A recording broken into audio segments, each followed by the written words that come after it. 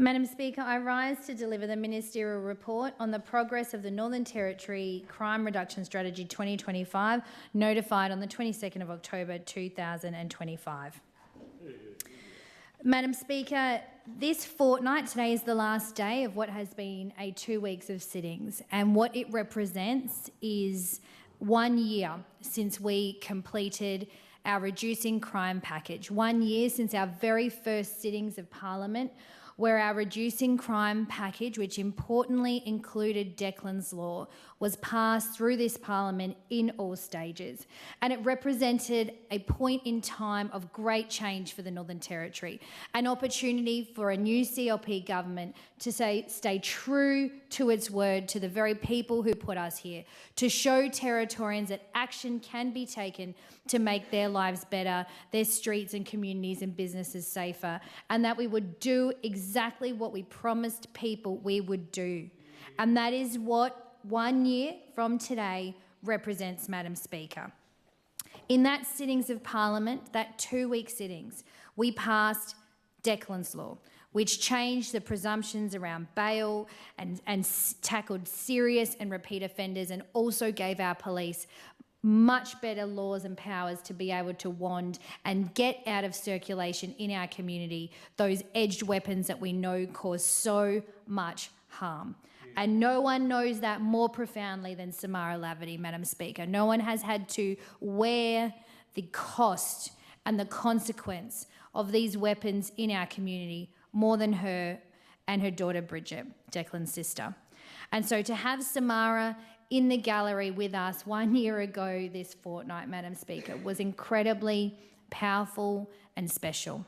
And it gave us an opportunity as a government to, with Territorians who shared so much grief and so much loss and so much anguish, to draw a line in the sand and say that Declan will forever be remembered for the good change that he brought to the Northern Territory, and to honour Samara's tireless fight and courage to work with us despite her incredible grief and loss, despite all of what has been put in front of her, to work with us to deliver something that has had a profound and enduring difference in the lives of every single Territorian now and into the future, Madam Speaker.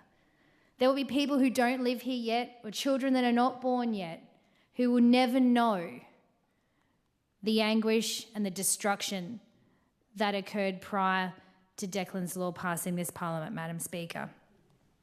12 months ago this fortnight, a new offensive ram raid was brought into the Parliament, making sure that relentless, we'd see on the news night after night, young people stealing cars, ramming them through the front of shops. And we stood with countless shop owners, victims, who were woken up in the middle of the night to face the devastation of their shops being broken into.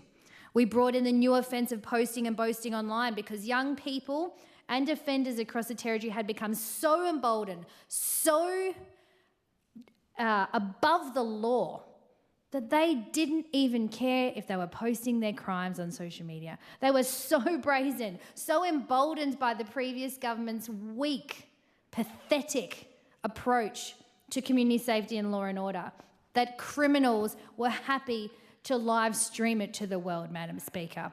Such was the lack of fear for the lack of consequences that flowed from it. As I said, we expanded the wanding powers as part of Declan's Law, making sure that those edged weapons, that we gave police every opportunity they needed. If they want to wand an area, a shopping centre, a person, we want to make it as easy for them as possible, Madam Speaker, and we did that through Declan's Law.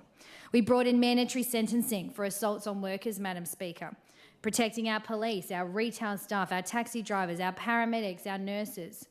People at work are in an additionally vulnerable position, and they should not have to live in fear in their workplace, Madam Speaker. And so that mandatory sentencing was a really significant step forward. The new offence of nuisance public drinking, allowing police to fine, arrest, do whatever is necessary for people who are nuisance public drinkers. Again, something that had become all too prevalent, all too often across the Northern Territory and resulting in significant harm to our community, significant harm. Madam Speaker, we lowered the age of criminal responsibility, again, so that young people weren't falling through the cracks. If that behaviour was happening to the point where they were committing crimes, we needed to take action. We need to have a response. And under Labor, they were just falling through the cracks, left to continue to commit crimes until they got old enough that that behaviour was well and truly entrenched. They were prepared to let 10-year-olds commit crimes up until they're 12 and hope at that point that maybe they could do something about it. And then following on from that first fortnight, Madam Speaker, where all of those laws I just mentioned were passed on urgency, delivering on our commitments. We told Territorians that if we were elected, we would do that straight away, Madam Speaker, and we worked tirelessly to pull those laws together. All of our agencies, whether it was corrections or police or attorney generals and justice, did an incredible job to pull that together. And in fact, Madam Speaker, and now is a good time for me to importantly mention that just last week at the Northern Territory Public Sector Chief Minister's Awards, the Attorney General's Department received the Chief Minister's Award for Community Safety this year, Madam Speaker, for the work they did on Declan's Law. 1 year on, they received that award, and very, very timely and very well deserved, because it has made a huge difference. If you fast forward 1 year, Madam Speaker, the number of bail refusals has increased 38%. 38%. Significant number. That represents around 4,587 adults alone who were denied bail between January and September this year. A 38% increase in bail refusals just in the year to August this year, Madam Speaker. And that has saved countless, we'll never know how many lives that saved, how many people did not have to be victims of crime because of that, Madam Speaker. And what it has done, what the Reducing Crime Package has done, what Declan's Law has done, has contributed to a reduction in the number of victims by 7.4% this year. 7.4%. That's 1,273 Territorians who last year were victims and this year were not. And that is huge. There is more work to do, make no mistake, Madam Speaker, but it is important to reflect on where you have come from, where you have been, and where you are going.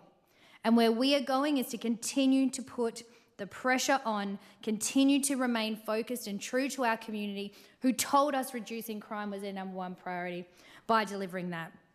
And we already have done significant work on Youth Justice Act 2, sentencing, bail, traffic. There is much more work to come through the remainder of this year and, of course, into next year, Madam Speaker. Our job is not done. And I was just in Alice Springs a couple of weeks ago meeting with Strikeforce Viper. I left with a long list of other laws they'd like done, and we had a meeting about it yesterday, Madam Speaker. That is what a good government does. That is what we're working on. And quite literally, it is being drafted as we speak, Madam Speaker. There has been a lot of work being done.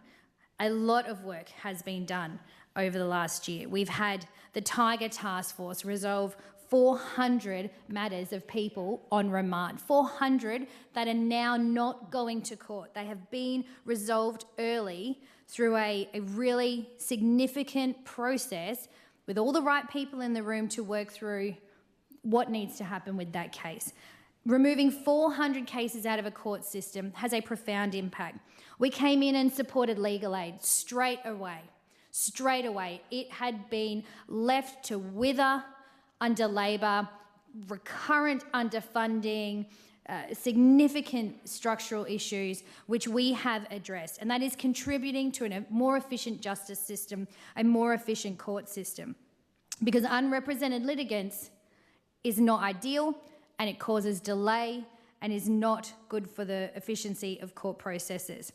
And so we've also seen significant reductions in the number of time people spend on remand and the number of people spent on remand.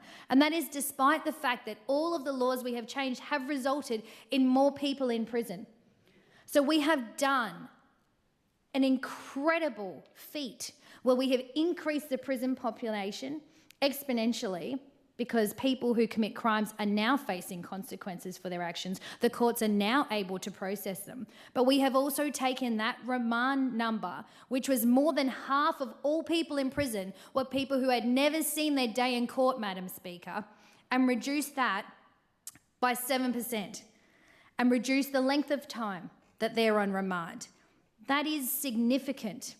That is significant and should not be underestimated, Madam Speaker, for what that does for the benefit of Territorians and our justice system.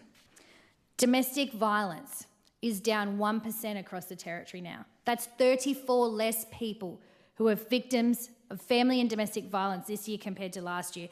And in Alice Springs, the community most heartbroken, most devastated, most neglected, most just forgotten, has had a reduction in domestic violence of 17%. This is off the back of an increase in domestic violence under 2 terms of Labor of 80%. 80% increases in DV. We've reduced that in Alice Springs by 17%, territory-wide 1%, Madam Speaker.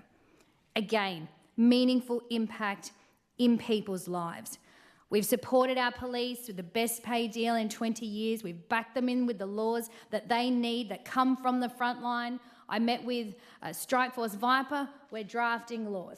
We meet with the teams right across the Territory, and when they need something, we are moving fast on it.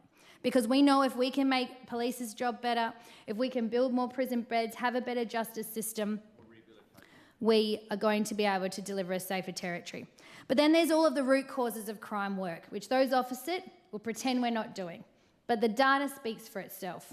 Whether it's the near 100 family responsibility agreements that have been signed up to, Madam Speaker, or the fact that we've got circuit breaker out working with our police to make sure young people aren't out on the street. And when they find them, they're not just ticking their name off and dropping them home. There is follow-up with the family the next day and the day after, and however long it takes, and often resulting in a family responsibility agreement. Work that just was not being done. Was just not being done. And the data is speaking for itself, but our measure has always been that Territorians must feel safe. The data is important to turn to because it shows us the trends, it shows us where we need to do more work. And there's always more work to be done. But when house break-ins are down in Darwin and Palmerston 36%, commercial break-ins are down 25%, robbery down 30%, and assaults down 3%, you can see that what we're doing is working. Alice Springs, again, big reductions. Commercial break-ins, for example, 38% down. Catherine, commercial break-ins 35% down, robbery down 39%. Tennant Creek, house break-ins are down 18%, commercial break-ins 26%, robbery 47%. Are we still seeing violent offenders? Absolutely. Does our assault data need to have more pressure applied to it? Absolutely. But we're dealing with a near decade of people believing they're above the law and can treat people however they want and do whatever they want and destroy other people's lives. And so it's not surprising to us that we continue to see that data because there is an ingrained pattern of behaviour in people who have lived under a Labor government. Lifestyle is a significant pillar of our deliverables for the Territorians. And when you reduce crime, lifestyle immediately improves. But when Casuarina Square reports a 93% reduction in crime, it speaks for itself, Madam Speaker. It speaks for itself. We've had older Territorians tell us that they never used to go, and now they're happy to go there shopping in the morning again. Parents tell us that their teenage daughters are able to go there with their friends now and live their lives, like we all did when we used to go to Casuarina when we were kids. Safely catch the bus, go to Casuarina, grab some Maccas. That's the freedom to live your life how you choose. That's the power of safety.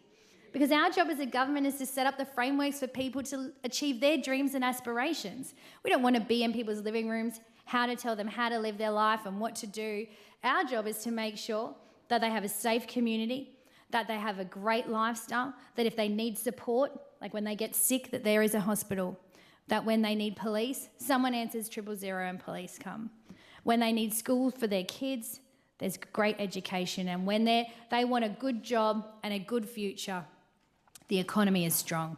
That's our job as a government, Madam Speaker. That is what we are really focused on, Madam Speaker. And the crime, the achievements in 1 year, the crime stat data coming through is showing us that things are working in the right direction, Madam Speaker. And it's, I talked earlier about Declan. This week in the paper, we've, seen that the matter of CFAT is back in the news and back before the courts. Another tragic loss of life. Another community grieving, a family grieving.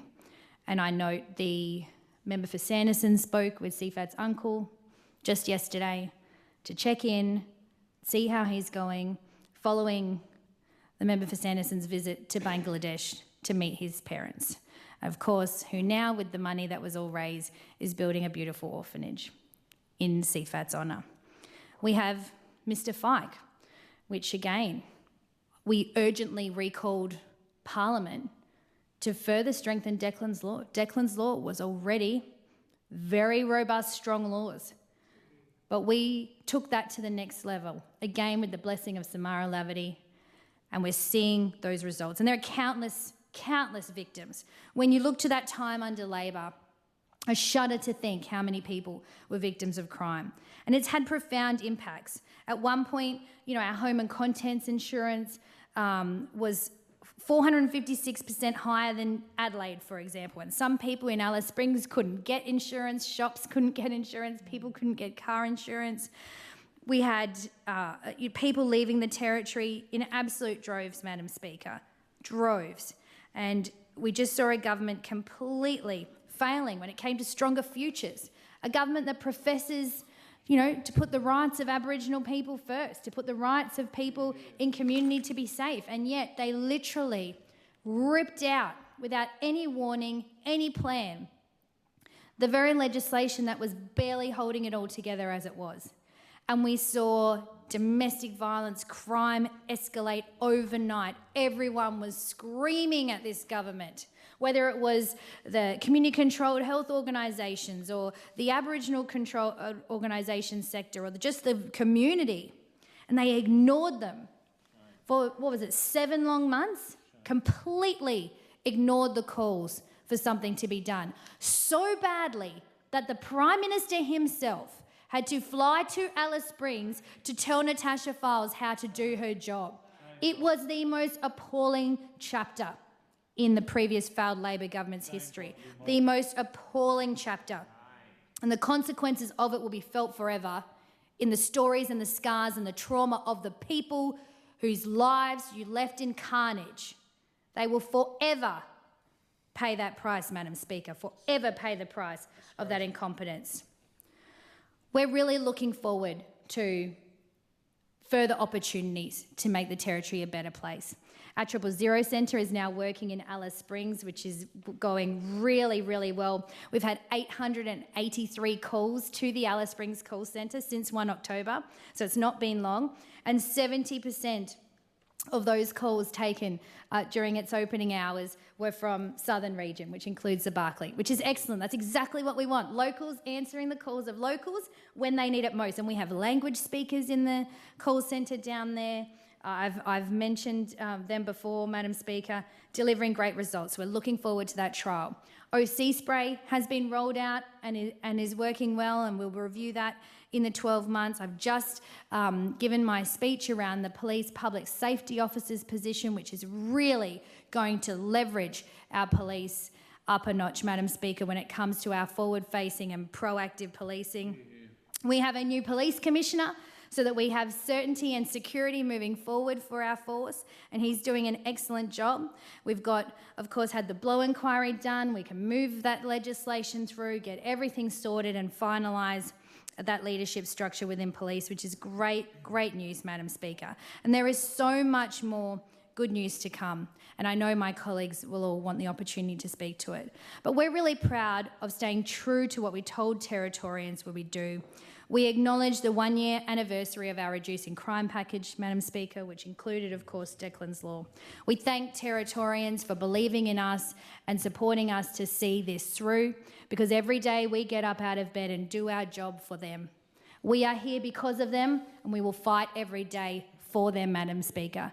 And nothing will stop us delivering on our commitments to reduce crime, rebuild the economy, and restore our beautiful lifestyle. Thank you, Chief Minister. Leader of the Opposition. Thank you, Deputy Speaker. And I note the title of this ministerial report refers to a crime reduction strategy. The term strategy, Mr Deputy Speaker, suggests something that is long-term, and unfortunately what we're getting from the CLP are short-term sugar hits, which is very short-sighted when we're talking about making the community safe in the medium and long term. When the CLP's short-term approach to addressing crime and antisocial behaviour in our community is ultimately there to create longer-term problems that our community will have to face, unfortunately, down the track. The Chief Minister is always keen to point out the additional number of Territorians that the CLP has put into the justice system. There's only a very small part of the story when it comes to keeping our community safe, Mr Deputy Speaker. Not just today, not just tomorrow, but also ongoing. And what is happening right now, Mr Deputy Speaker, isn't going to cut it when we talk about long-term results and actual strategies that will support Territorians. Mr Deputy Speaker, when we've seen the way the CLP cherry-picks their crime stats and then tries to accuse our Labor opposition of doing the very same thing. So let's have an honest look at the figures then, Mr Deputy Speaker. The Chief Minister has highlighted reductions in figures in Alice Springs, and that is great news for the people of Alice Springs. We support that. We welcome any evidence of reduction in crime across the territory. And of course, the summer months ahead, Mr Deputy Speaker, are upon us, and this is unfortunately traditionally where we see crime spike in Alice Springs. So we'll be watching closely, but we haven't seen the plan for the summer season yet released by the CLP government. The rest of the statistics, unfortunately, Mr Deputy Speaker, are a mixed bag. For the people of Palmerston, where the Chief Minister represents, property offences are up nearly 8%. Remember, these statistics compare the first 8 months of the year with the first 8 months of last year. So this is a significant increase for the people of Palmerston experiencing crime. Similarly, assaults and other violent offences are up in Palmerston, which is where the Chief Minister represents. Assaults and other violent crimes are also up, unfortunately, in Tennant Creek, more than 10%, where the member for Barkly resides, and in my hometown, where the member for Catherine lives, up by 4%, Mr Deputy Speaker. And outside of our major population areas, property offences and assaults are also on the rise. And I don't want to make this a statistics war, Mr Deputy Speaker, but there is much more to the story, and it is important that there are honest and open conversations so that Territorians do understand what is really going on, not just in their own communities, but right across the territory, and what is likely to be the long-term impact from the short-sighted CLP government decisions, Mr Deputy Speaker. And I recently sat down with some very experienced law enforcement experts from across the country, Mr Deputy Speaker. These are former and very senior police who have worked in their roles for many decades, who've had a wealth of experience when it comes to law and order, crime and community safety strategies. We know the Chief Minister likes to discredit anybody in their fields with expertise, but I'm sure she has the utmost respect for police officers, so I think even she could not discredit what senior police officers with decades of experience in law enforcement and crime prevention had to say about the recent strategies, so-called strategies, here in the Northern Territory. Mr Deputy Speaker, we found that the common theme is this: any strengthening of bail laws or law in the Northern Territory and law order settings in the Northern Territory must come with a commensurate strengthening of rehabilitation programs that support people who are being put into the justice system to eventually find their way out of that system, make it back into the community and ensure that they are supportive and law-abiding citizens, Mr Deputy Speaker. Without this type of approach and investment, particularly in rehabilitation, the CLP is simply putting people into the cycle of crime and ultimately making the community less safe down the track. Mr Deputy Speaker, we are seeing that play out right now. The recidivism rate in the Northern Territory is rising. Currently, 6 out of 10 people in the Northern Territory justice system return to jail within 2 years of their release. Just today, Mr Deputy Speaker, there was an ABC Online article by Joseph Hathaway Wilson entitled Masses of NT Prison Rehabilitation Services Cancelled as Prisoner Numbers Surge. And I will continue to mention and refer to this particular article throughout my contribution, Mr Deputy Speaker. Without programs running in our justice system, these figures will only get worse. And one person who was interviewed in the ABC report talked about having to sleep on the floor and other women having to sleep on the floor when the favourite saying of the Deputy Chief Minister, who is the Corrections Minister, Gerard Maley, always says, if you do the wrong thing, haven't we got a bed for you? Almost like a bad car salesman. But obviously they don't have a bed for people. They haven't even worried about the programs to try and rehabilitate people who are in the justice system, let alone worry about something like a bed. So that little saying probably needs a bit of tweaking from your spin doctors, Deputy Chief Minister. You cannot lock away people forever and need to make sure that the government is doing their job when any of these prisoners are released from jail. The government has had an opportunity to address underlying causes of the offending behaviour and gain some skills to ensure that prisoners have the support they need to re-enter the community and stay off the crime merry-go-round. Currently, that is not happening in the Northern Territory justice system, despite what the CLP will try and tell the community and what the answers are to very important questions that we ask in this place in order to support people in the correction system to make sure that they don't go through this cycle. And it isn't happening because, guess what, Mr Deputy Speaker? As celebrated as this point is by the CLP, the jails are full and overcrowded, which means the rehabilitation programs that the CLP acknowledge are important are not happening. They're not being done, Mr Deputy Speaker. Rehabilitation and support programs for men and women seeking domestic and family violence supports, therapy, counselling, alcohol and other drugs program is non-existent under the CLP government, Mr Deputy Speaker. People are in custody saying loud and clear that there are no programs like alcohol and other drugs programs, the family violence program and the Safe Sober Strong program. They're not being offered, Mr Deputy Speaker. And the ABC article even quotes 10 out of the 11 alcohol and other drugs programs have been scrapped by the CLP government. That doesn't make any sense, Mr Deputy Speaker, when we're talking about the need to be able to invest in these very important programs. And that article today, Mr Deputy Speaker, spoke about the prison population continuing to reach an all-time high, and the data reveals that a majority of the Northern Territory's rehabilitation programs are being cancelled. More than 60% of the time, more than half the time, these programs are being cancelled. So despite what the member for Nelson, the Deputy Chief Minister, skites on about here and how much his government has changed, they're not actually hitting the mark, Mr Deputy Speaker. It's lip service.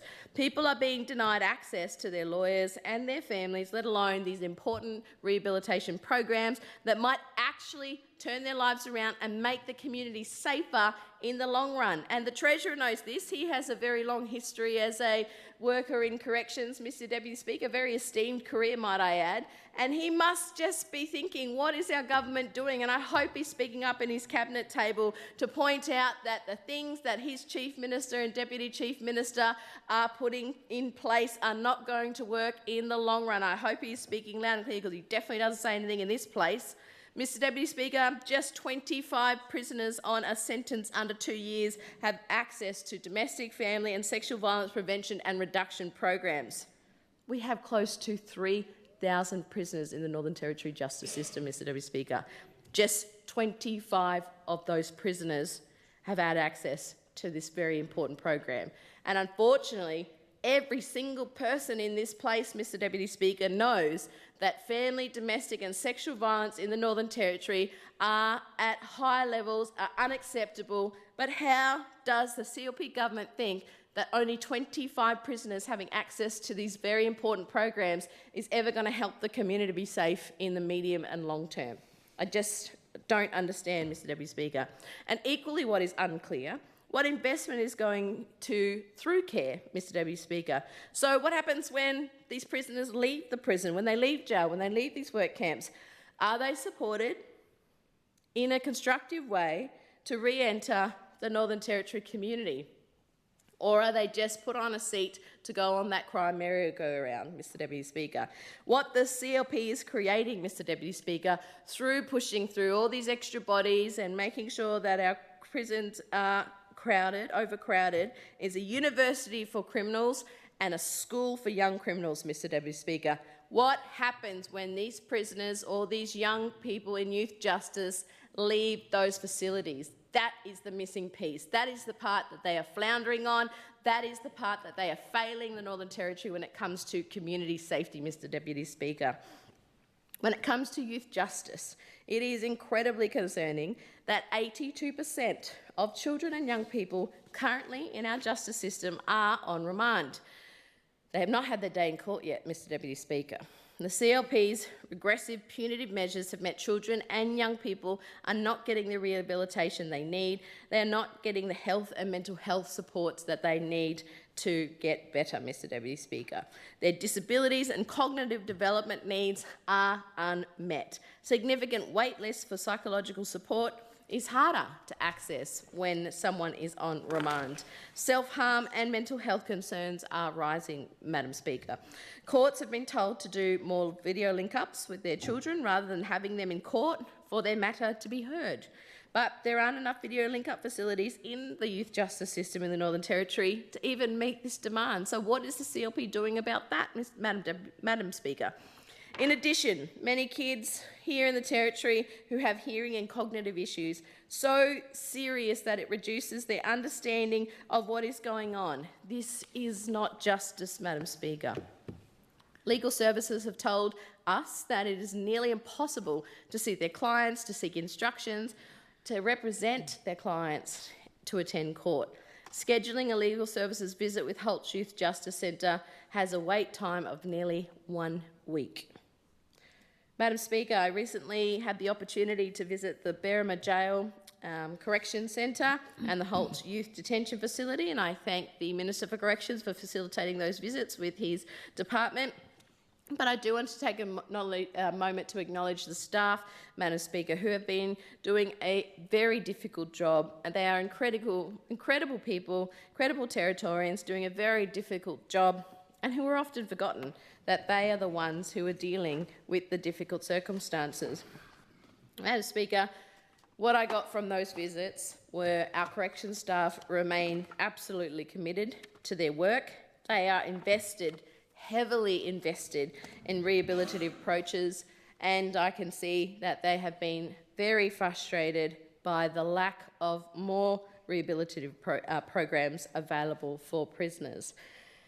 And I'll take the moment, Madam Speaker, to thank them on behalf of not just my Labor team, but also for Territorians when it comes to the work that they are doing day in and day out.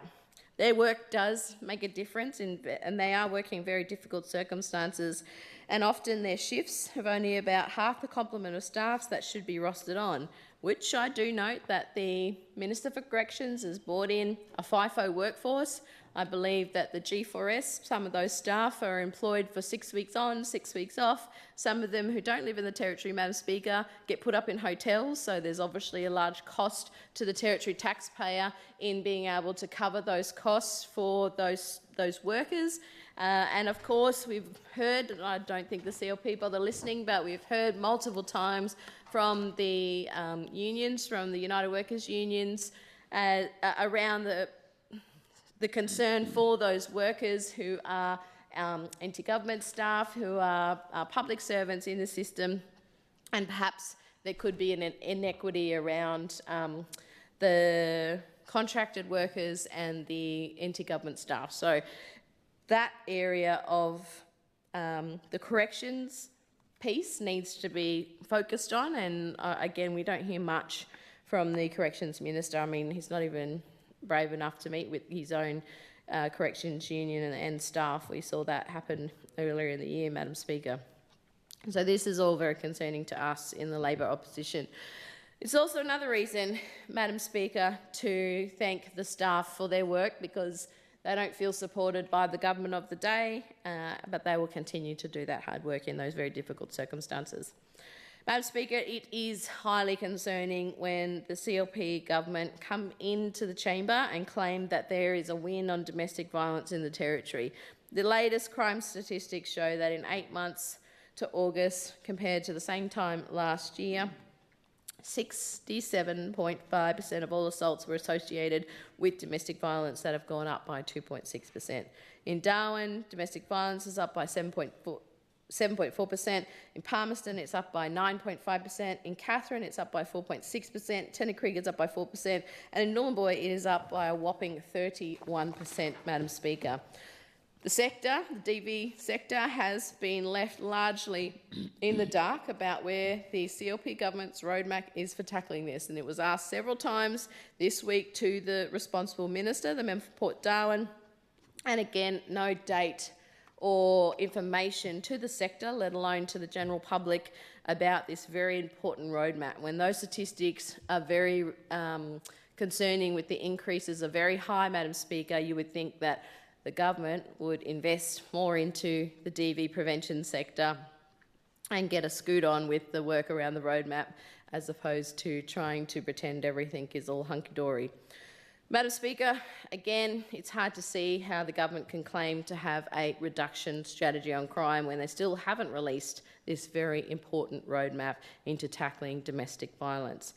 Our team, our Labor opposition, strongly urge the CLP to get on with this work. It's been now over 14 months since they've been in government, and the sector continues to be extremely concerned and frustrated, and they want to just get on with the work that they do, but they want to be resourced and they want there to be a solid plan and a way forward, Madam Speaker. And when we talk about community-led solutions, we've done so many times in the House before. The success of the community justice work in my electorate on Groote Island, Bidgeton Island, and the work that the Unadiliaqua Land Council led on behalf of the Wanadiliaqua people on those two islands, around the success of the Community Court and Community Justice Group, and that men's rehabilitation program as an alternative to custody and recognised justice program. Madam Speaker, when that program started and was monitored, there was a 90% drop in reoffending by those young Unadiliaqua men who were targeted through the alternative justice program. A good story, but one that needs to continue. This was all community-led, Madam Speaker, and supported when we were in government, and perhaps now still supported by the CLP. I don't know, they don't really talk about the good stories when it comes to the bush. Madam Speaker, the Attorney General embarrassed herself this week when she was asked a question in question time about the Aboriginal Justice Agreement, and clearly one main feature of the three aims by the member for Mulka, and an update to the House. She didn't understand the question. She fluffed on and tried to palm it off and say the question was related to the police. It wasn't. I did an adjournment that same night, and she listened to it and tried to provide an opportunity for her to understand the Aboriginal Justice Agreement. And Madam Speaker, I will take the opportunity to hopefully re-enlighten the Attorney General, and I seek to table the Northern Territory Aboriginal Justice Agreement 2021 to 2027. Is leave granted? Those in favour say aye. To the contrary, no. The ayes have it. Thank you, Madam Speaker. Community-driven solutions that are diverting more and more young people and adults away from crime and staying out of jail need to be supported by this government. I'm hearing whispers from my electorate that the CLP government is looking to cut funding from community law and justice groups, and this is going to have another detrimental effect when we talk about the medium and the long-term changes for community safety around the Northern Territory. And the examples that we have, the positive examples, particularly in remote communities, around early intervention and crime prevention is so powerful. But we have seen time and time again from this government that they are only going to be focused on Darwin and Palmerston, Madam Speaker. So is that at the cost of the bush? Is that at the cost of our regions, Madam Speaker? Because those results, if they are not funded and resourced and supported by the government of the day, will start to drop. They will start to deteriorate, and communities and leaders and the service providers who have all spent their own blood, sweat and tears into producing those law and justice groups and those diversion programs locally, and the support and the leadership from the elders will start to go backwards. And it'll probably be the government who says that, oh, look, it didn't work, without showing any support at the front end, which is now. It's a critical time, Madam Speaker. The Attorney-General, as far as we know, has still not visited a single one of these programs. In 14 months, there's only 6, Madam Speaker, 6 registered law and justice community groups to be able to talk to people on the ground around the changes that they are leading for their community. So get out bush, go out to our regions, the CLP, and actually listen to what's going to make a difference, not just here in town, but also in the bush and in our regions. Thank you, Madam Speaker. Opposition Leader. Treasurer, Member for Namatjira. Thank you, Madam Speaker, and I rise to speak in debate. And again, yet again, the Leader of the Opposition seems to be trying to rewrite history and live in denial of the 8 years, the 8 long years that Territory Labor governed the Northern Territory. And during that time, Madam Speaker, we all know that Central Australia's faced some challenges in those years. Crime and antisocial behaviour have left people feeling unsafe in their homes, on the streets and in our town centres. Families lived in fear, businesses were struggling, and too many kids were falling into the justice system far too young. But today, Madam Speaker, I want to talk honestly about a few things, where we've come from and where we're actually going. And let's be upfront. The last Labor government failed to act when our communities needed it most. They ignored warnings from frontline services, including police. They underfunded police and left critical infrastructure to age and decline. They stood by while antisocial behaviour got worse, particularly in my home of Central Australia. They failed to invest in early intervention, rehabilitation and community-based programs when the signs were very clear. They allowed the court system to become backlogged, and they didn't listen to the local voices calling out for help, Madam Speaker. In fact, they ignored them in most instances. And let's not forget, they didn't invest in prison capacity, which meant our police stations became makeshift holding cells. And I just sat there and listened to the Leader of the Opposition saying all these things about corrections. Well, I can tell you, Madam Speaker, and I will clear the record, it was Labor that stopped investing into correctional services. They stopped investing into increasing bed capacity. They stopped when it came time to invest in programs to deal with offending behaviour. They put in a rack 'em and stack 'em model, Madam Speaker, because they did not care about corrections. Because, Madam Speaker, I was there and I witnessed it and I lived it. They didn't deliver strong consequences for repeat youth offenders or support for victims, particularly who were left to pick up the pieces of crime. And, Madam Speaker, when crime spiked in Central Australia, they waited too long, leaving communities to fend for themselves. And we will not forget nor forgive Labor for what they did to our community when Stronger Futures ended and they failed to put anything in place and let our community implode. The pain and suffering of multitudes of Central Australians rests on their shoulders because of Labor's ideology. And, Madam Speaker, we're now having to clean up the mess that they left behind. And we're doing it with urgency, with focus, and a plan that listens to people who live there. But let's talk about what's changing. People in Central Australia and across the bush deserve to feel safe. Whether you're heading to the shops, picking up your grandkids or walking home after work, we all deserve to feel safe. And, Madam Speaker, that's why we've taken action. We have more visible police patrols, and joint agency operations are now targeting hotspots and trouble areas. We've introduced the police public safety officers to help reduce antisocial behaviour on buses, in bottle shops and in public housing. And we're building and pretty well completed the new 000 call centre in Alice Springs, so emergency responses are quicker and more coordinated for the people in our region. We're also improving public housing accountability. People causing damage or disturbances in government homes will actually now face real consequences. Madam Speaker, too many people are getting stuck in the justice system, going around in circles, and we're working to break that cycle. We've brought in youth boot camps and the Sentence to a Skill program, where young offenders face consequences but then also learn skills and get support to turn their lives around. In prisons, we're increasing education and rehab programs, even for people on short sentences or remand, something that the previous government certainly failed to do. And we're offering better post-release support through housing, employment help and case management to give people a fair chance of staying out of custody. All Labor did in the last 8 years, as I said, was deliver a rack'em and stack'em model with no focus on rehabilitation. And I said, I know this, Madam Speaker, I was there and I've seen it. Most importantly, victims are finally being put first. We've boosted funding for counselling and victim assistance. We've cut red tape for compensation and introduced stronger rights under the Victims' Charter. Madam Speaker, stronger families mean stronger and safer communities. And Minister Carl has expanded the Circuit Breaker program in Alice Springs, and it is rolling out across the Northern Territory.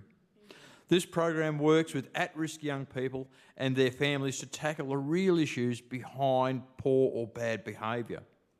We've also got school attendance officers working to get kids back into the classroom, thanks to the Minister for Education, because we know kids who go to school are far less likely to end up in contact with the justice system.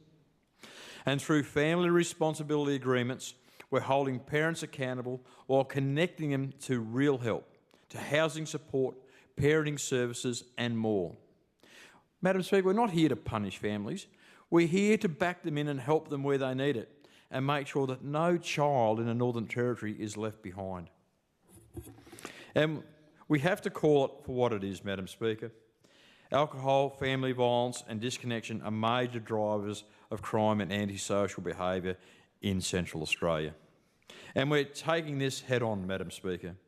We're continuing to manage alcohol supply and demand, especially in high-risk areas. We're expanding rehab and treatment options, both inside prisons and in the community.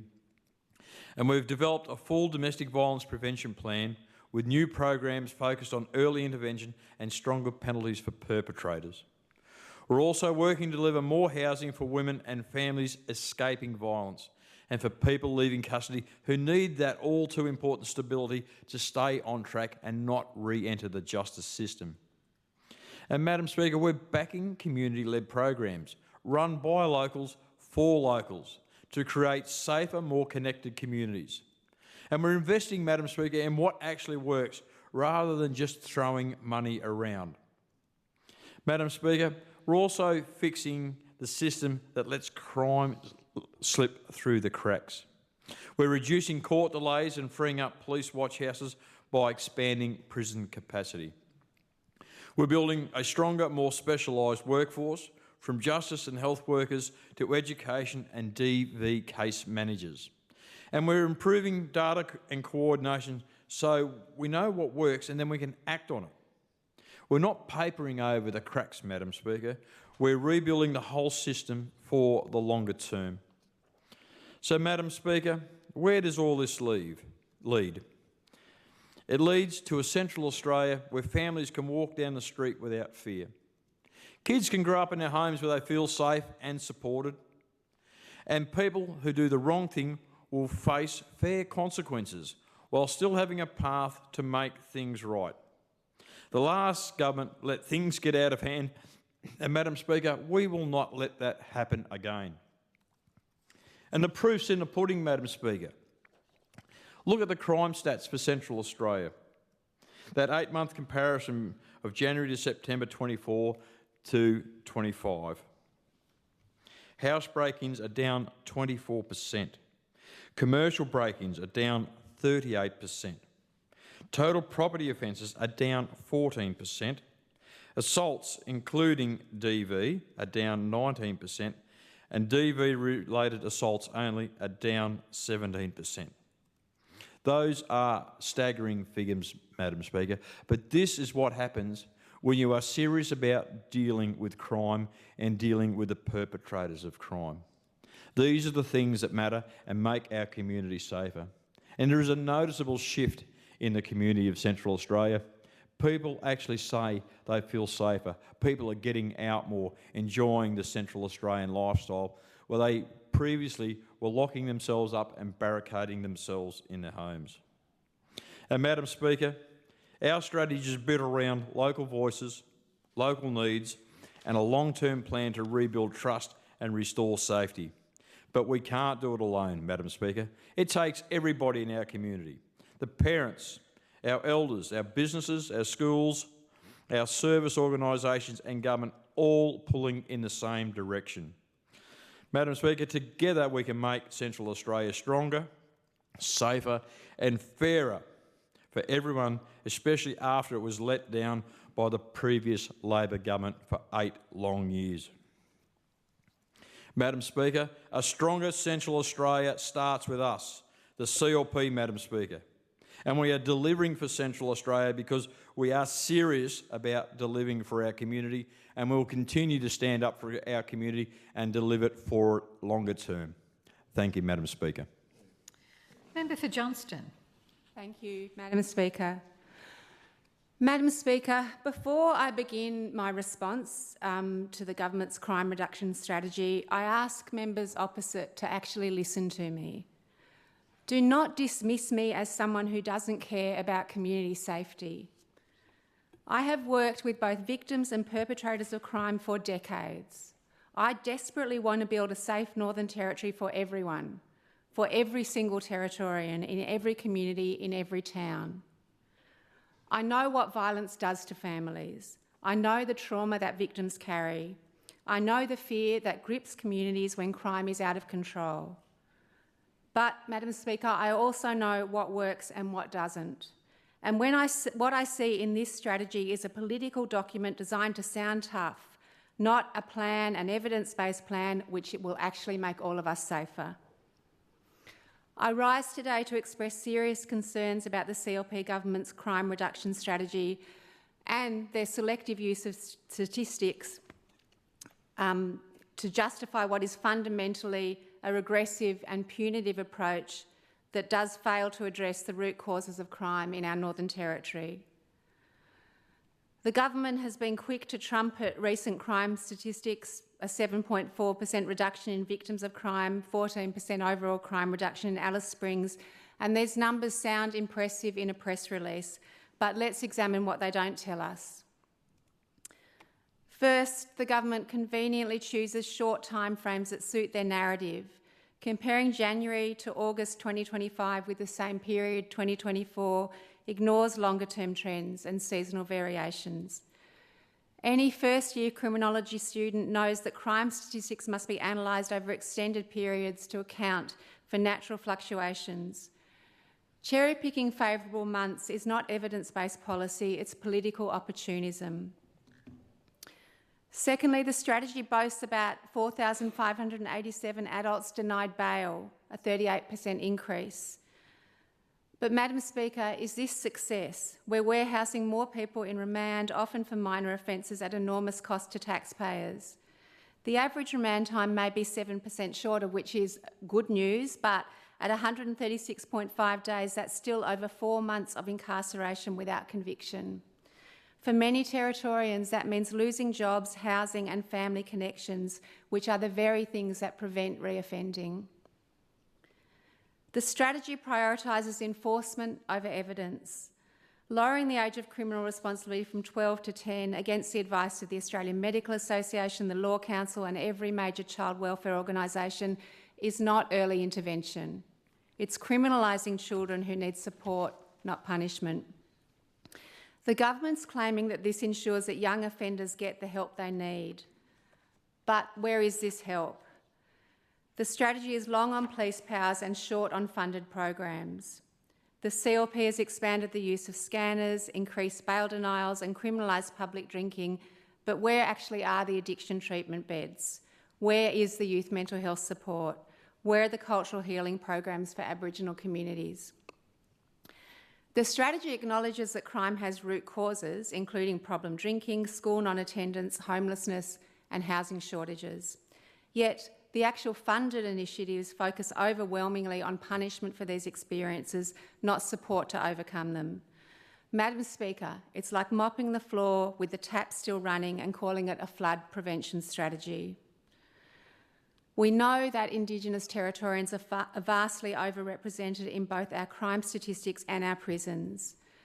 The strategy mentions culturally appropriate approaches but provides no detail on meaningful consultation with Aboriginal community-controlled organisations or implementation of Aboriginal-led justice programs that have proved successful elsewhere. The government links crime reduction to economic growth, suggesting that reduced crime means improved safety, a better lifestyle and a stronger economy. We just heard those words in the chamber this morning.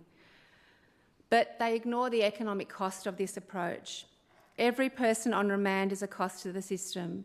Every child in detention is a tragedy that we will be paying for decades. Every dollar spent on enforcement is a dollar not invested in education, in housing or in health services that actually work to prevent crime. And Madam Speaker, while the government is spending record amounts on corrections, they've cut rehabilitation programs in jails due to overcrowding.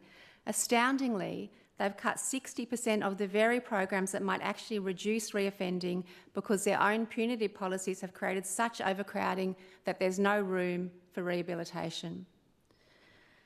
The Northern Territory has the highest recidivism rate in Australia, with 6 out of 10 prisoners returning to jail within 2 years of release. And what's the government's response?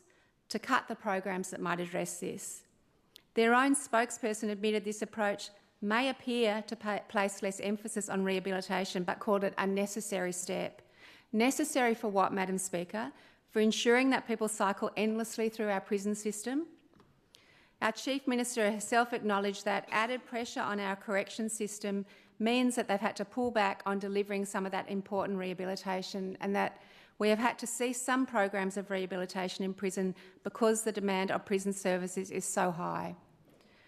So, Madam Speaker, their tough on crime approach has created such pressure that they cannot deliver rehabilitation, guaranteeing that people will reoffend and return to prison, creating more pressure, requiring more prisons in an endless, expensive, destructive cycle.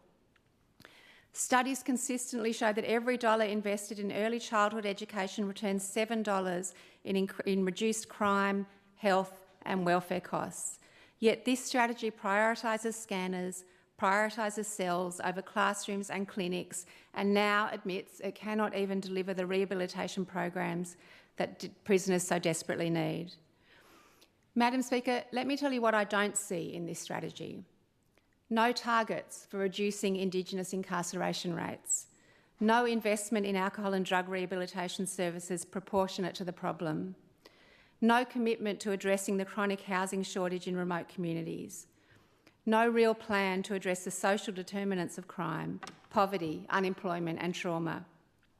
No commitment to justice reinvestment, taking money from prisons and investing in communities to actually prevent crime in the first place. The strategy mentions measures of success, like a greater percentage of Territorians feel safe and people feel confident to report crime. These are important, but they're subjective measures that can be influenced by media coverage and political messaging rather than actually measuring safety improvements. We've got so much evidence from jurisdictions around the world that tells us what actually works to reduce crime: stable housing, addiction treatment on demand, youth mentoring programs, community-led justice initiatives, and addressing intergenerational trauma. Let me give you concrete examples that work. In Glasgow in Scotland, they transformed themselves from the murder capital of Europe to one of the UK's safest cities, not through tougher policing, but by treating violence as a public health issue. The Violence Reduction Unit, established in 2005, took a radical approach when they saw violent young people not as criminals to be locked up, but as individuals experiencing trauma who needed intervention. They employed former gang members as navigators to mentor at-risk youths. They work with hospitals to identify assault victims and offer support before cycles of retaliation could begin. They invested in education, in employment programs and in community development. And the result? Homicides fell by over 60% in a decade. Knife crime dropped dramatically. This was not achieved through harsher sentences or lowering the age of criminal responsibility. It was achieved through treating the disease, not just the symptoms. And in Baltimore, in Maryland, For decades, they have pursued aggressive, tough-on-crime policing, high arrest rates, aggressive street stops, zero-tolerance approaches, and the result was some of the highest incarceration rates in America and persistently high crime. But when Baltimore invested in evidence-based violent interruption programs like Safe Streets, employing violence interrupters from the community to mediate conflicts before they escalate, the neighbourhoods with these programs saw significant reductions in violent crime. The lesson from Baltimore is clear. You cannot arrest your way out of a crime problem, especially when that crime is rooted in poverty, in unemployment and in community disconnection. And Madam Speaker, we don't need to look to Scotland or America for evidence. We have evidence right here in the Northern Territory, in Groote Eylandt, which has achieved what can only be described as a transformation, with youth crime on the island plummeting by 95% between 2018 and 2022, from 346 offences to just 17. Overall offending has fallen 88%, from 1,041 offences to 130 in the last year. Burglaries dropped from 81 to just 2. And how did they achieve this? Not through lower ages of criminal responsibility, not through increased bail denials, not through more police powers. They achieved it through community-led justice initiatives, through a healing centre on country, through the Peacemaker program, where community members solve disputes through negotiation rather than police intervention, through youth mentoring programs that provide role models and real opportunities. The Andiliaqua Land Council Chair said the reduction in crime reflects work in addressing the issues with a community-led approach that is right for our people. And on the Australian mainland, the Marungaku Justice Reinvestment Project in Bourke, New South Wales, reduced juvenile convictions by 46% and bail breaches by 72%, not through more police powers, but through community investment. The government cites monthly crime statistics as their measure of progress, but as any criminologist will tell you, reported crime statistics are influenced by policing practices, community confidence in reporting, and changing definitions of offences. The strategy itself acknowledges that the spike in Alice Springs crime was largely due to the violent crime reduction strategy, which resulted in more offences being recorded and counted. In other words, Madam Speaker, crime statistics can go up because we're detecting more crime, not because there's more crime occurring. The government can't have it both ways, claiming credit for reductions while ignoring that their own enforcement focus may affect future statistics. Because behind every statistic is a person. A disabled man who steals food because he's hungry. A young person who breaks into cars because they've dropped out of school and see no future. A woman who assaults someone while experiencing undiagnosed and untreated mental illness. A man who drinks to escape trauma and ends up in a cell instead of a treatment program. This strategy sees criminals. I see Territorians who need support. And now, because of this government's policies, these people are locked in overcrowded facilities where rehabilitation programs have been cancelled. They're being held in police watch houses not designed for long-term detention. And when they're released, they'll be more damaged, more traumatised and more likely to reoffend than when they entered. That's not tough on crime, that's creating more crime. Madam Speaker, I am not arguing for being soft on crime. I'm arguing for being smart on crime. Glasgow and Baltimore show us clear, different paths. The Glasgow model of public health approach to violence is directly applicable to us here in the Northern Territory. Like Glasgow, we face entrenched cycles of violence, of substance abuse and community trauma. And like Glasgow, we need to see young offenders not simply as criminals, but as people who need pathways out of violence. That means adopting a public health approach to violence, as Glasgow successfully implemented. Truly investing in proven early intervention programs for at-risk children and families. Employing community members, including those with lived experience of the justice system, as mentors and as navigators. Expanding drug and alcohol treatment services with culturally appropriate options. Supporting Aboriginal-led community justice programs that understand the local context. Establishing violence interruption programs in high-risk communities, addressing the housing crisis that leaves so many homeless or in overcrowded conditions, raising the age of criminal responsibility in line with international best practice, implementing justice reinvestment programs that have been successful elsewhere, and using statistics honestly, long-term trends, per capita rates, and acknowledging their limitations. The Glasgow Violence Reduction Unit didn't just reduce crime, it transformed communities, created employment pathways, and gave young people hope and the whole community hope. That's what the Northern Territory needs, not more people locked up in detention. Madam Speaker, I'm tired of coming into this chamber and being attacked because I'm arguing for an approach that will actually work for all of us in the long term, that will keep all of us safer, that will stop us from causing harm that will damage us all in the long term, and that is based on what we know will work. Just like every single person in this chamber, I want to create a safe community for every single person in the Northern Territory, the people that we are all here to represent and all here to make law for. Real safety that is sustainable and that builds a future, not the illusion of safety that comes from tough-sounding press releases and rising prison numbers, not short-term political wins that create long-term social disasters. Madam Speaker, the CLP's crime reduction strategy is heavy on rhetoric and light on evidence. It offers short-term political wins through tough-on-crime posturing while ignoring the complex social factors that drive crime in our territory. The selective use of statistics may make for good press releases, but it does not make for good policy. Territorians deserve a government that has the courage to truly address root causes, not just symptoms, that actually follows evidence, doesn't say, I'm not interested in the evidence, that learns from places like Glasgow, that sees crime reduction not as a law enforcement problem alone, but as a whole of society challenge, requiring health, housing, education and justice responses. Madam Speaker, when I advocate for rehabilitation programs, I'm not being soft on crime, I'm fighting for fewer victims. When I argue for raising the age of criminal responsibility, I'm not excusing bad behaviour, I'm preventing the creation of career criminals. When I push for investment in housing and addiction treatment, I'm not ignoring public safety, I'm working to build genuine lasting safety for every Territorian. Until this government commits to genuine prevention and rehabilitation backed by adequate funding and designed in partnership with local communities, this strategy will fail to deliver the safe, strong territory we all want.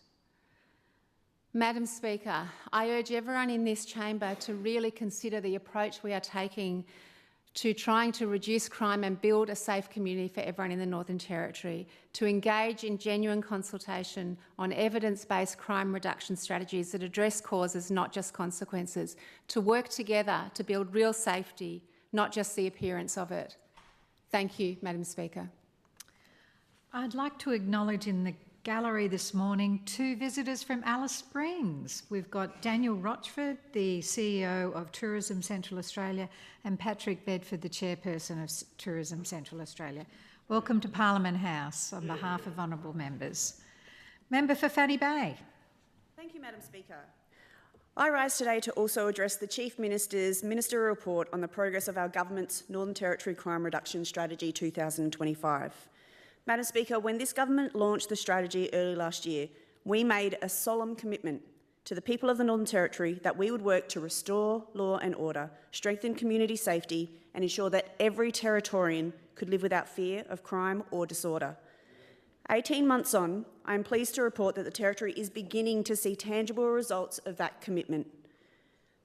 Now, we all know, Madam Speaker, that we need to get kids to school because getting kids to school increases their opportunity to have a really, really solid lifestyle. It helps grow our population because the safety of the community increases and people want to move to the Northern Territory.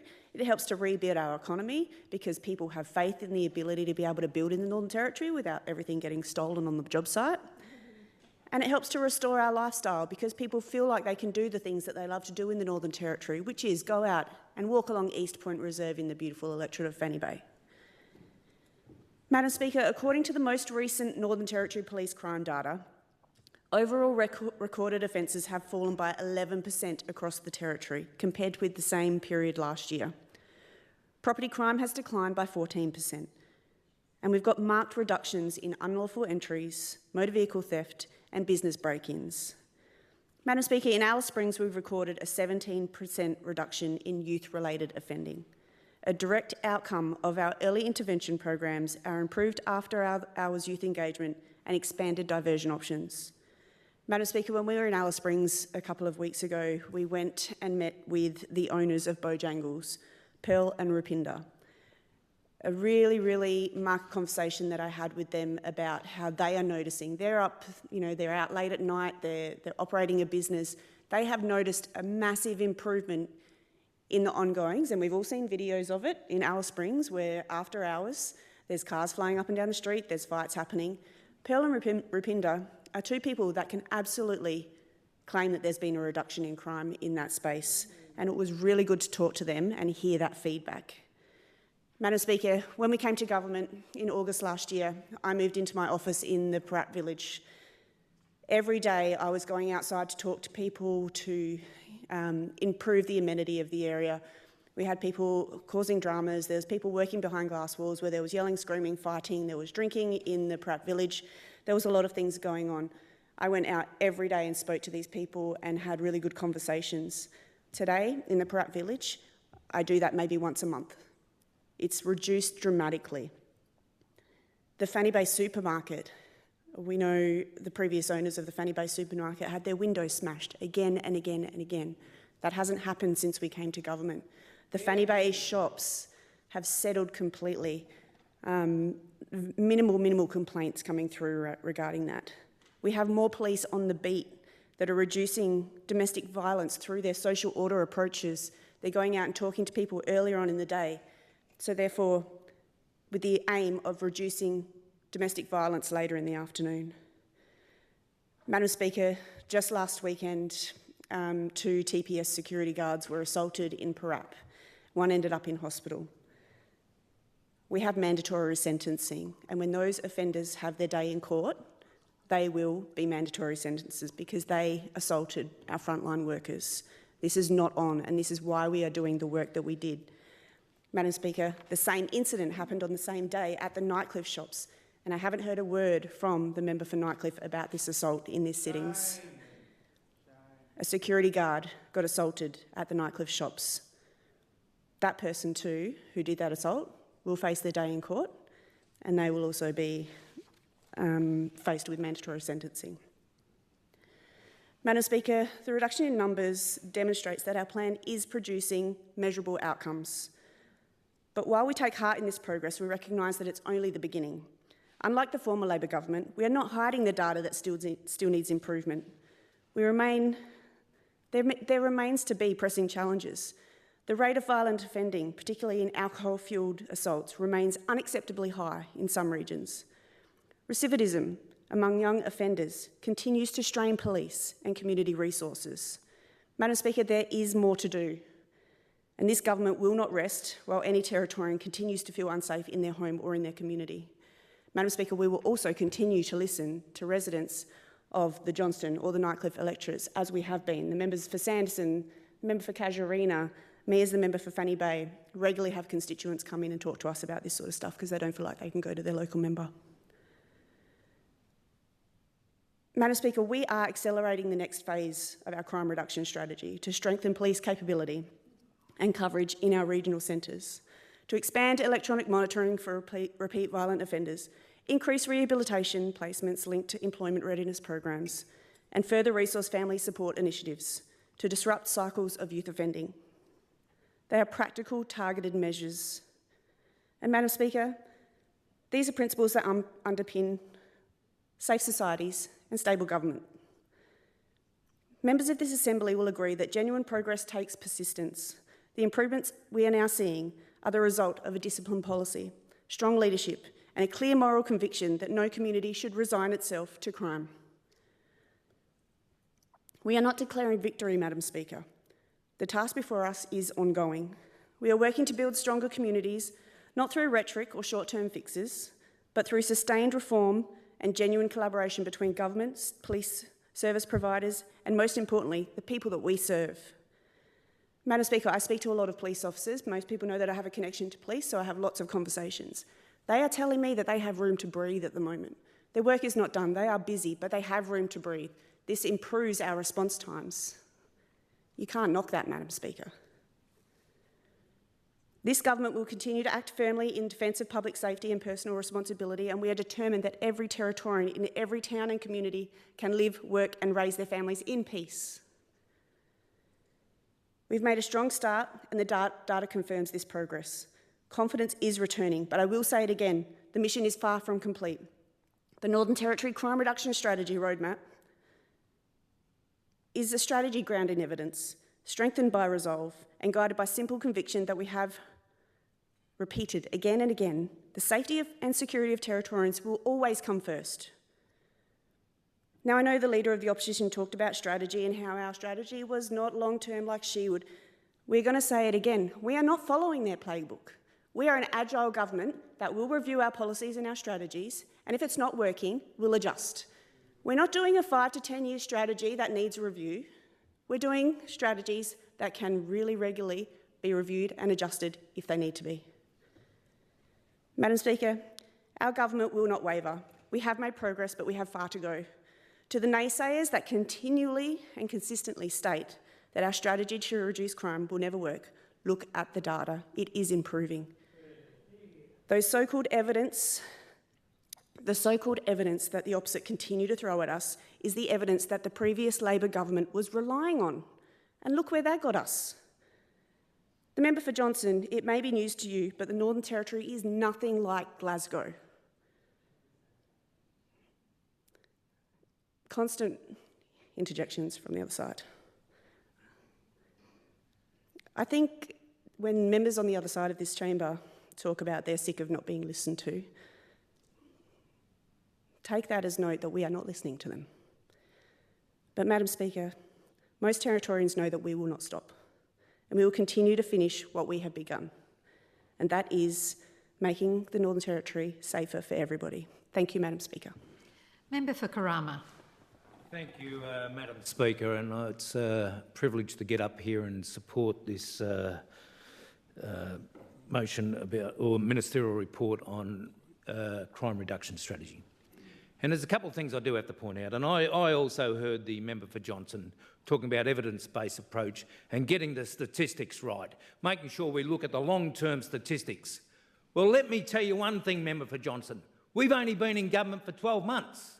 We haven't been here for 19 of 23 years. Can you direct your comments through me, please? Oh, sorry, through the Speaker, Madam Speaker. We've been here for only 12 months, Madam Speaker, not 19 of 23 years. So if you're going to do a comparison, what have we got to do a comparison with? We've been doing 8 months since we've been on from the equivalent time from when we came in, what we inherited. That's a normal way of making some comparison. And what do those stats show? And these are statistics, may I say. Territory-wide, house break-ins are down 25%. Commercial break-ins are down 26%. Total property offences are down 7%. Assaults are down 5%.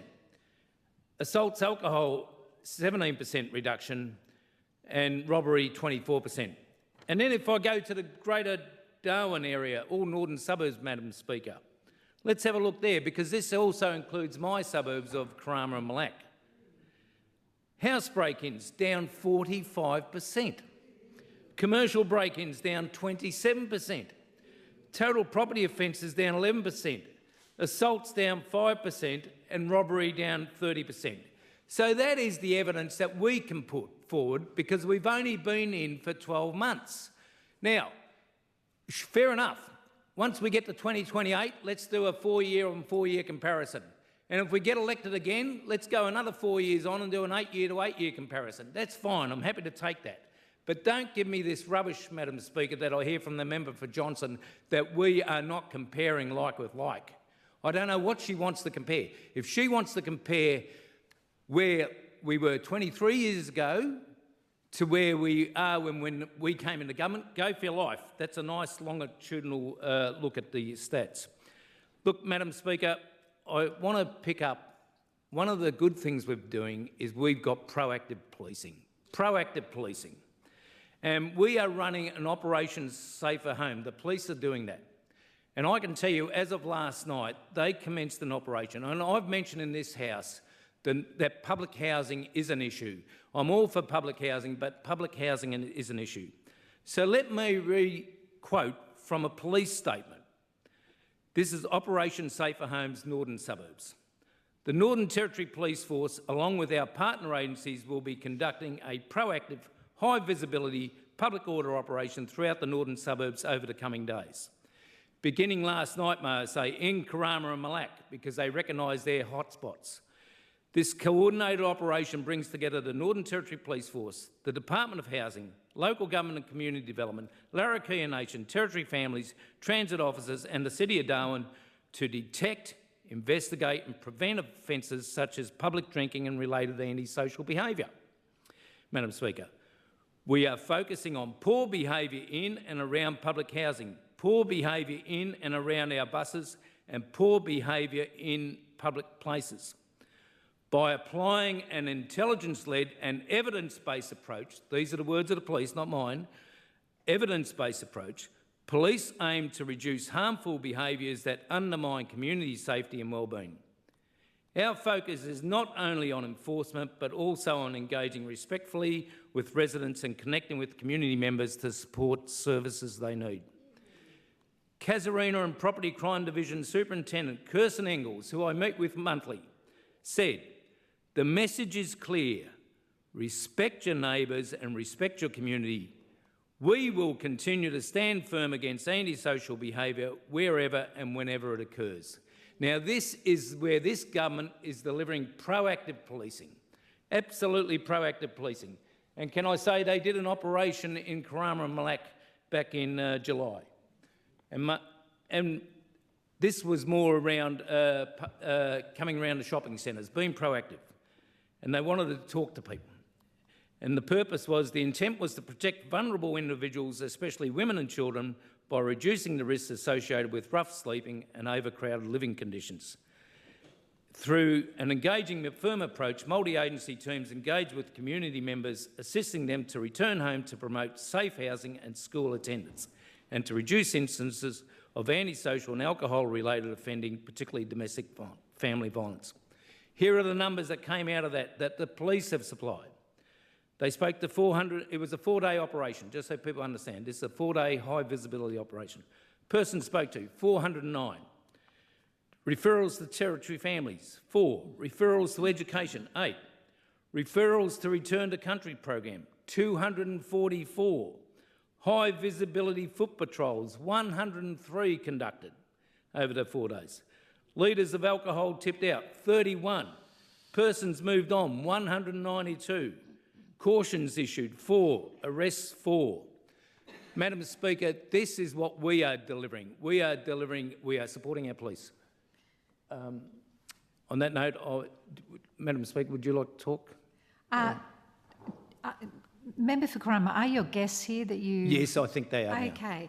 On that note, it's now midday, but before suspending Parliament for lunch, I would like to acknowledge this morning in the gallery the presence of 2 residents of the Malak electorate, Karama electorate I should say, Ms Alana Joyce and her mother Rachel. They live in Malak, and Alana is rated #1 in Australia and #7 in the world for her junior women's judo championship, 78 kilogram division. So congratulations to you, Alana, and welcome, on behalf of honourable members, I welcome you to Parliament House. Thank you, Madam Speaker, and can I say I'm a major sponsor of Alana in her future career, and I see her as a potential future Olympian. Thank you very much. Well, the Assembly now stands suspended until 2 p.m. A meeting of the Legislative Scrutiny Committee will be held at 12 in the Litchfield Room. See you at 2 p.m.